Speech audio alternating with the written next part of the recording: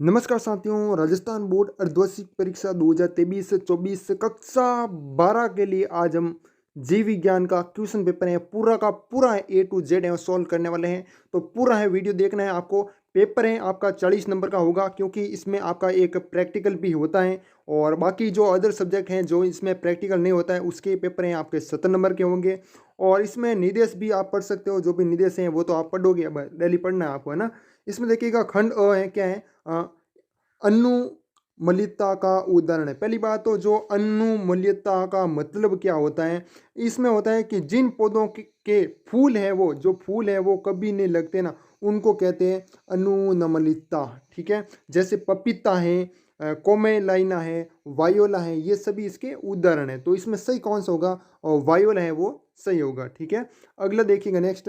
एक एक्स गुणसूत्र की अधिकता अर्थात 47 गुणसूत्र में किस प्रकार का विकार है वो होता है। तो इसमें सही होगा 47 गुणसूत्र वाले व्यक्ति में होगा आपका कलाई इन्फेस्टर सिंड्रोम है वो होगा, विकार होगा। ठीक है, तीसरा प्रश्न है लीडिंग कोशिकाओं द्वारा स्त्रवित हार्मोन है। तो इसमें होगा एंड्रोजन। क्या होगा, एंड्रोजन। अगर आपको ऑप्शन में एंड्रोजन नहीं दिए तो आपको कौन सा देगा, टेस्टोस्टेरोन देगा।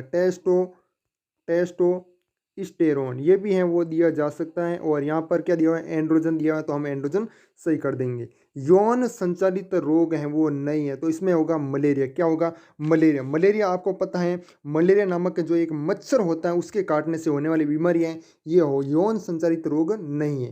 प्रारंभिक प्रकूट हैं, तो इसमें होगा AUG है जो कि इसमें से होगा, यानी न्यूक्लियोटाइड ट्रिपल। आगे हैं आपको शब्द हैं वो देखने को मिल जाएगा इसका आंसर। ठीक है, अब देखिएगा अगला क्वेश्चन आपका नेक्स्ट। हाथी पाँव रोग कारक है। हाथी पाँव रोग कारक क्या है भाई, इसमें है वो सही हो जाएगा आपका एकदम। यह रोग है ना, पहली बात तो फाइलेरिया एक संक्रमण के कारण होता है, और फाइलेरिया संक्रमण है ना मच्छर के काटने से होता है। किसके काटने से, मच्छर के काटने से होता है। ठीक है, और इसका रोग कारक कौन सा होगा, वचुरेरी ब्रेका फटाई। ठीक है, अगला देखिएगा नेक्स्ट। किस तत्व के पोषण के लिए माइकोराइजा उत्तरदायी हैं। तो किसके लिए है भाई, इसका आंसर आप कमेंट में बताओगे, इसका आंसर कमेंट में बताओगे। ठीक है, प्लाज्मिड है, क्या है भाई, इसमें सही है वो हो जाएगा आपका जो कि तीसरा है ना, CDNA है वो राइट आंसर हो जाएगा। नेक्स्ट है आपका अगला, गोल्डन राइस में होता है, गोल्डन राइस होता है ना, उसमें क्या होता है भाई, विटामिन ए होता है। क्या होता है, विटामिन ए होता है। ठीक है, नेक्स्ट आपका स्वस्थाने संरक्षण का उदाहरण है। तो इसमें सही हो जाएगा पवित्र उपवन होगा, पविल उपवन नहीं होगा। ठीक है, पवित्र उपवन। अगर यहाँ पर पवित्र उपवन दिया होता ना तो वो है वो सही होता। बाकी यहाँ पर जंतु उद्यान है वो सही हो सकता है। ठीक है, कंफर्म नहीं है लेकिन हो सकते हैं। आपकी क्या राय है कमेंट में बता सकते हो। ठीक है, अगला दूसरा, दिए गए रिक्त स्थानों की पूर्ति उचित शब्दों में है वो लिखिए। ठीक है, तो उचित शब्दों में लिखना है। समष्टि के चर घातांक की वृद्धि का ग्राफ आकार का होता है, किस आकार का होता है, तो मैं आपको बता देता हूँ जे आकार का होता है। जे कैसे होता है भाई, इस प्रकार का होता है ना, तो यहाँ पर लिख देंगे जे आकार का होता है।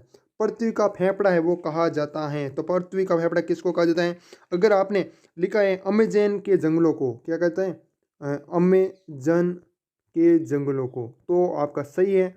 अगर आपने ये भी लिखा है कि अमेजन वर्षावन, तो भी आपका सही है, अमेजन वर्षावन। ठीक है, तो भी आपका सही है।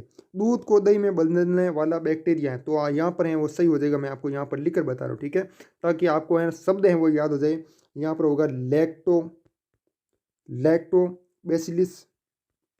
लैक्टोबैसिलिस थोड़ा टाइम लगेगा लेकिन मैं आपको बहुत ही अच्छे से समझाऊंगा, नाम का बैक्टीरिया होता है। ठीक है, अगला देखिएगा नेक्स्ट आपका कौन सा प्रश्न है, ये आपके हो चुके पूरे। अगर आपको समझ में आ रहा है तो वीडियो को लाइक जरूर कीजिएगा। इसी तरह आपको आगे भी क्वेश्चन पेपर है वो मिलते रहेंगे, हल करूंगा एक एक क्वेश्चन को। खंड ब है आ चुका, इसमें भी एक एक नंबर के क्वेश्चन है।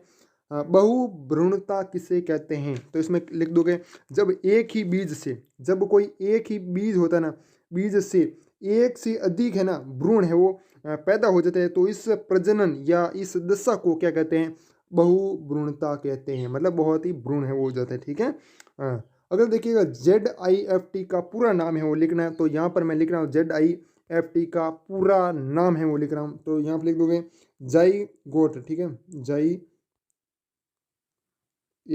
जाइगोट। ठीक है, एक मिनट रुको ना, इसको सही मैं लिखता हूँ, ZYGOTE, zygote. Intra, INTRA, intra और यहाँ पर होगा फैलोपियन, ठीक है, FALLOPIN, ठीक है। फैलोपियन ट्रांसफर, ट्रांसफर की स्पेलिंग तो आपको आती है TRANSFER, ये पूरी होगी आपकी स्पेलिंग क्या होगी, जाइगोट, इंट्राफेलोपियन, इंट्राफेलोपियन और ट्रांसफर, ठीक है, ये आपका सही आंसर होगा, ठीक है। अगर आपने ये किया है तो बहुत ही अच्छा है। नेक्स्ट आपका द्विसंकर संकरण का लक्षण प्रारूप है वो लीजिए, तो इसमें आप है वो आराम से लिख सकते हो।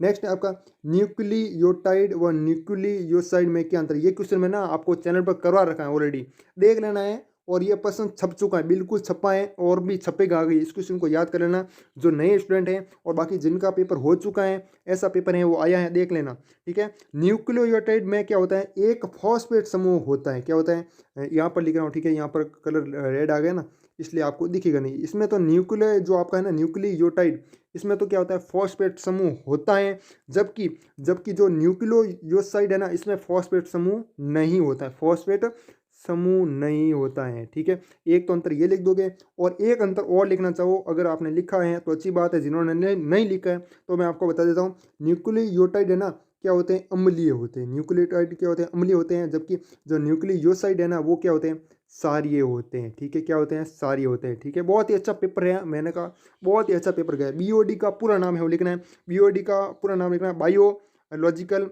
ऑक्सीजन डिमांड, ठीक है, या फिर आप ये भी लिखो तो अच्छा है, बायोकेमिकल ऑक्सीजन डिमांड, ठीक है, दोनों ही एक ही है। अगला देखिएगा नेक्स्ट, प्रतिबंधित एंजाइम का एक उदाहरण है वो दीजिएगा, तो यहाँ पर मैं लिख दूंगा इकोपी 15, इकोपी, ठीक है, क है 15, ये आपका उदाहरण हो गया। पारजीवित जंतु हैं वो किसे कहते हैं, ये सभी को पता है, वे जीव जो किसी अन्य जीव पर आश्रित होते हैं, या तो वो भोजन पर हो सकते हैं या फिर आवास पर हो सकते हैं, वो कहलाते हैं परजीवी जंतु, ठीक है। इसको उदाहरण है जैसे जोंक है, फीताकृमि है, ठीक है, हाँ, ये हो गया आपका सही। अगला देखिएगा नेक्स्ट आपका अगला, और इसकी PDF है आपको हमारे टेलीग्राम ग्रुप में मिल जाएगी, लिंक डिस्क्रिप्शन में मिल जाएगा, और या फिर आप सर्च भी कर सकते हो, ग्रो शिक्षा, SHIKSH, ये हमारे टेलीग्राम ग्रुप का नाम है, ठीक है। मानव अपरा द्वारा स्त्रावित हार्मोन्स के नाम है लिखने हैं, तो ये इसमें है ना हार्मोन्स है, 2-3 मैं नाम बता देता हूँ, ठीक है। वही हार्मोन है जो कि हम 10वीं कक्षा में पढ़ चुके हैं, एस्ट्रोजन, एस्ट्रोजन, ठीक है, फिर है प्रोजेस्टेरोन, इस्ट्रोजन, इस्ट्रोजन, ठीक है, इस्ट्रोजन, और एक और आप लिख सकते हो प्लेसेनसिन, ठीक है, ये भी आप लिख सकते हो। और अगला देखिएगा नेक्स्ट आपका मानव शुक्राणु का नामांकित चित्र बनाना है, तो चित्र आप बना सकते हो, ठीक है। यहाँ पर मैं कैसे बनवाऊँ है ना, तो ये डेड नंबर का क्वेश्चन है। PBR 322 क्या है, नामांकित चित्र भी बनाना आपको, अपूर्ण प्रभाविता को उदाहरण सही समझाना है, और अपसारी विकास को पौधों के उदाहरण द्वारा समझाइए, और PDF टेलीग्राम ग्रुप में मिल जाएगी। अगर वीडियो पसंद आए तो वीडियो को लाइक जरूर कीजिएगा, चैनल पर नए चैनल को सब्सक्राइब जरूर कीजिए। दीर्घ उत्तरीय प्रश्न है, सहज प्रतिरक्षा व उपमार्जित प्रतिरक्षा में अंतर लिखिए, अथवा में सौपकारिता को उदाहरण सहित समझाना है, ठीक है। और फिर निम्नात्मक प्रश्न है आपके खंड 2 आ चुके हैं, बीजांड का नामक चित्र बनाना है, द्विनिश्लेषण व लिंग सलेन क्या है समझाना है, अथवा में आप ये भी कर सकते हो। देखो ये 2 तो प्रश्न करने हैं, ठीक है, ये 2 प्रश्न करने हैं। अगर इन दोनों में से मान लीजिए एक ही आता है आपको और नीचे वाले 2 आते हैं, तो आप दोनों कर सकते हो, ठीक है, ये कर सकते हो, ठीक है, दोनों में से एक करना है। ध्यान रखने वाली बात है, या तो ये 2 करो या फिर ये 2 करो, ऐसा नहीं कि इसमें से ये ले लिया इसमें से ये ले लिया, ऐसा बिल्कुल भी नहीं करना आपको, ठीक है। ओके, अगले देखिए 17 नंबर है, ये क्वेश्चन पढ़ना पड़ा है ना, मादा युग्मोद्भिद का नामक चित्र बनाना है, 2 नंबर का क्वेश्चन है। मादा युग्मोद्भिद का विकास किस प्रकार होता है वो लिखना है, ठीक है। नेक्स्ट आपका लेक ओपरन का नामक चित्र बनाना है, लेक ओपरन की क्रियाविधि समझानी है, अनुवंशिक फूटक क्या है वो समझाना है, ठीक है। आगे नंबर भी लिखे हुए हैं। नेक्स्ट है आपका अगला, अनुलेखन की इकाई क्या है, द्विकुंडलित DNA का नामक चित्र बनाना है, DNA अंगुली छापी क्या है, उपयोगिता लिखनी है, ठीक है। तो पूरा पेपर मैंने A to Z है वो सॉल्व कराए हैं। ये तो बड़े क्वेश्चन है, इसमें चित्र बनाने होते हैं, वरना ये भी मैं आपको करवा देता, ठीक है। और स्क्रीन पर समझाना है बहुत ही कठिन है वो होता है, ठीक है। वैसे व्हाइट बोर्ड पर समझा देता, लेकिन क्या करें, व्हाइट बोर्ड पर ज़्यादा टाइम लगता, लेकिन आपको तो जल्दी चाहिए ना, इसलिए मैंने आंसर की भी बता दी, और जिनका पेपर